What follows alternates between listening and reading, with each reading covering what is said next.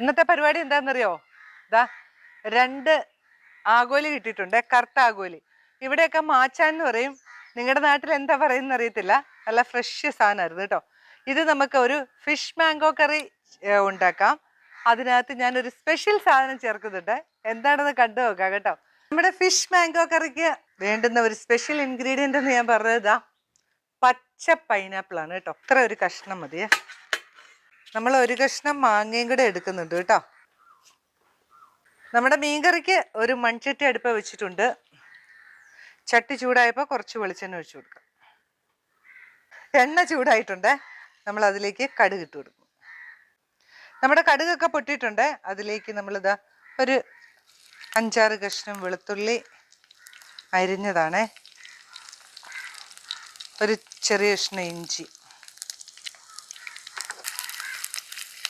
പച്ചമുളകിൻ്റെ എരിവേ നമ്മുടെ ഈ കറിക്ക് ഉണ്ടാവുള്ളൂ. പാകത്തിന് പച്ചമുളക് ഇട്ട് കൊടുക്കാം. ചെറിയുള്ളി ഇട്ട് കൊടുക്കാം. കുറച്ച് ഉപ്പും കൂടി ഇട്ട് കൊടുക്കാം. ഇനി ഇത് നന്നായിട്ടൊന്ന് വാടിക്കോട്ടെ.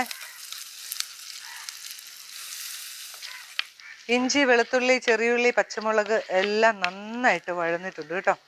ഇനി നമ്മൾ അതിലേക്ക് പൊടികളൊക്കെ ഇട്ട് കൊടുക്കുകയാണേ. മഞ്ഞൾപ്പൊടി, 2 സ്പൂൺ മല്ലിപ്പൊടി, പൈനാപ്പിൾ കണ്ടോ, ഒരു കഷ്ണം, ചെറിയ കഷ്ണം എടുത്തിട്ടുള്ളൂ. ഒരു പുളപ്പ് മാങ്ങയവേ എടുത്തിട്ടുള്ളേ. 2ാം പാലാണ് ഒഴിച്ചു കൊടുക്കുന്നത്.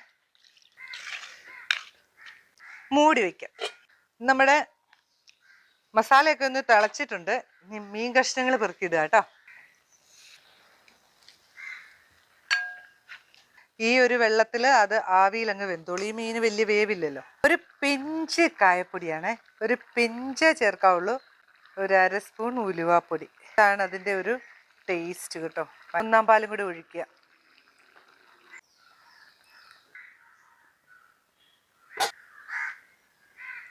തിളച്ച് തുടങ്ങിയിട്ടുണ്ട്. സ്റ്റൗ അങ്ങ് ഓഫ് ചെയ്തേക്കാവേ.